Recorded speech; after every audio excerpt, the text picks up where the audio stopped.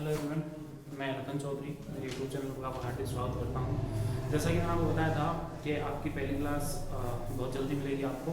तो आज पहली क्लास है और अपन पहला टॉपिक स्टार्ट करेंगे अभी। लेकिन उससे पहले अपन लोग थोड़ा सा सिलेबस पर चर्चा करेंगे। देखो, आपका जो कुल सिलेबस है दो भागों में बटा हुआ है। एक तो है भाग है और एक है भाग व। जो भाग ए है उसमें 105 प्रश्न आएंगे और जो भाग व है उसमें आएंगे आपको 45 प्रश्न। जो आपका टोटल पेपर जो होगा वो 300 नंबर का होगा, सॉरी 150 नंबर का होगा। 3 घंटे कुल टोटल है। और आपकी जो नेगेटिव मार्किंग है वो 1/4 है, 1/3 नहीं 1/4 है आपकी नेगेटिव मार्किंग। तो इसमें दो पार्ट है। जो पहला पार्ट है वो 70% भाग पर है पेपर के और उसका जो पूर्णांक है वो 105 नंबर का है। देखो, आपको याद रखना है इसके अंतर्गत राजस्थान का भूगोल है, ज्योग्राफी जैसे हिस्ट्री है, इसमें कल्चर है आपकी करंट जी के इसके अंतर्गत है, इसमें विज्ञान है आपकी दैनिक विज्ञान, जो जनरल साइंस होती है वो वाला है, इसमें गणित भी आएगा आपका। उसके अलावा इसमें भाग ब है जिसका पूर्णांक जो है वो 45 नंबर का है। और जो इसमें देखा भाग ब में पशुपालन में है, इसके अंतर्गत पशु की नस्लें हैं, इसमें बहुत सारी चीजें हैं जैसे रख रखाव कैसा है पशुओं का, वो सारी चीजें इसके अंतर्गत हैं। तो अपन अभी टॉपिक पे चर्चा करेंगे। ये आपका सिलेबस है, 1/4 है और आपको पेपर में 40% नंबर लाने अनिवार्य है।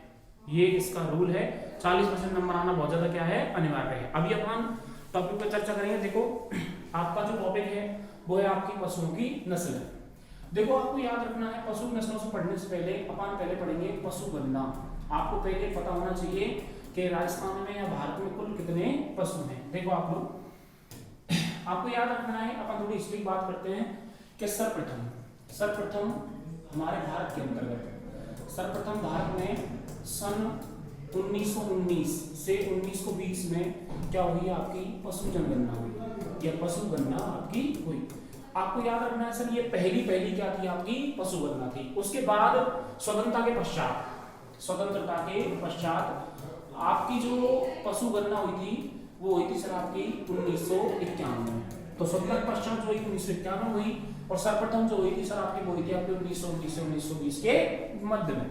आपको याद रखना है कि सर आपकी जो अंतिम पशु गणना है वो है आपकी 19वीं पशु गणना। 19वीं पशु गणना जो आपकी संपन्न हुई थी आपकी 2012 में। उसके अलावा वर्तमान में जो आपकी पशु गणना हुई है वो है 20वीं पशु गणना। और जो 20वीं पशु गणना है ये सर आपकी जो संपन्न हुई है वही है सर आपकी 2019 के अंतर्गत। तो वर्तमान में जो राजस्थान के अंतर्गत है, भारत के अंदर जो पशु गणना हुई है वो है आपकी 20वीं पशु गणना। तो ये कुछ हिस्ट्री के पॉइंट हैं जो आपको याद रखना है कि पहले जो पशु गणना हुई थी आपकी वो हुई थी आपकी 1919 से 1920 के बीच में। स्वतंत्रता के पश्चात 1951 के अंतर्गत 19वीं जो पशु गणना थी वो 2012 में संपन्न हुई और जो 20वीं पशु गणना है वो आपकी 2019 में संपन्न हुई। अब आगे पढ़ेंगे आंकड़े। देखो, आपको याद रखना है कि जो आपकी 20वीं पशु गणना है, 20वीं जो आपकी पशु गणना वर्तमान में चल रही है, 20वीं जो पशु गणना है ये सर आपको याद रखना है सर कि ये जो पशु गणना है ये 16 जुलाई 2017 को प्रारंभ हुई और सर ये पूरी हुई थी आपकी अक्टूबर 2019 में कंप्लीट हुई थी। इसके अनुसार हमारे राजस्थान में जो कुल पशुधन है आपका राजस्थान में कुल पशुधन जो है आपका वो है आपका 5.68 करोड़।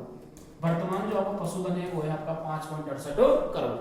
तो ये संख्या आपसे डाटा पूछ लेंगे पेपर के अंतर्गत कि बताइए सर कुल कितना पशुधन वर्तमान में राजस्थान के अंतर्गत है, तो वो है आपका 5.68 करोड़। अगला आता है आपका, देखो आपको ध्यान रखना है सर कि जो आपकी 19वीं पशु गणना थी और जो आपकी 20वीं पशु गणना है, 19वीं से जो 20वीं पशु गणना है आपकी, इसके अंतर्गत क्या हुआ है कि जो ये तो हुई थी आपकी 2012 के अंतर्गत और ये जो संपन्न हुई थी ये हुई थी 2019 के अंतर्गत। इसमें क्या बताया गया है कि आपके जो पशु हैं उनकी संख्या कम हो गई सर 9.31 लाख। मतलब जो आपकी 2012 वाली जो जनगणना है उसमें 9.31 लाख पशु ज्यादा थे, लेकिन वर्तमान में जो आपकी 20वीं पशु गणना हुई है इसके अंतर्गत जो आपकी मतलब पशु हैं उनकी संख्या क्या हो गई सर, कम हो गई है और वही सर 9.31 लाख। आपको याद रखना है सर यह कुल पशुधन का 1.61% की क्या दिखाता है, कमी दिखाता है। अगला सुनो आप लोग, अगला जो आता है सर आपका कि सर जो आपका राजस्थान है, जहां पर भारत की बात करें तो देखो भारत जो है ना भारत पशुधन के मामले में सेकंड नंबर पे आता है। पशुधन में किस नंबर पे आता है? सेकंड नंबर में। और जो आपका राजस्थान है, आपका जो राजस्थान है, राजस्थान भी पशुधन के मामले में सेकंड नंबर पे आता है। पशुधन के मामले में सेकंड नंबर पे आता है। आपको ध्यान रखना है कि सर जो सबसे ज्यादा पशु जहां पर हैं भारत के अंतर्गत वो है आपका उत्तर प्रदेश। उत्तर प्रदेश में सर्वाधिक पशु हैं और जो हमारा राजस्थान है वो सेकंड नंबर पे आता है। उसके अलावा आपको याद रखना है कि सर हमारे राजस्थान के अंतर्गत, राजस्थान में जो सर्वाधिक पशु हैं, सर्वाधिक जो पशु हैं वो है सर आपके बाड़मेर के अंतर्गत, बाड़मेर में सबसे ज्यादा। और सबसे कम जहां पर है, सबसे कम जो आपका पशुधन है वो है सर आपका धौलपुर में। तो ये कुछ सवाल हैं जो आपके जीके में भी आएंगे और आपके सर ये पशुपालन वाले पार्ट में भी आएंगे। और आपको याद रखना है सर कि जो आपका जो राजस्थान में पशु घनत्व है, प्रति व्यक्ति पशु घनत्व, वो है सर आपका 169 प्रति वर्ग किलोमीटर, प्रति वर्ग किलोमीटर।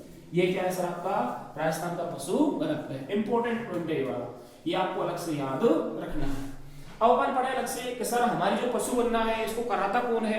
तो आपको ध्यान रखना है जो पशु गणना है उसे आपका जो राजस्व मंडल है, राजस्व मंडल जो है आपका वो कराता है। और राजस्व मंडल कहां पर है सर? अजमेर के अंतर्गत है। और कितने वर्ष में कराता है सर? ये 5 वर्ष में कराता है। प्रति 5 वर्ष में क्या होती है सर आपकी पशु गणना होती है।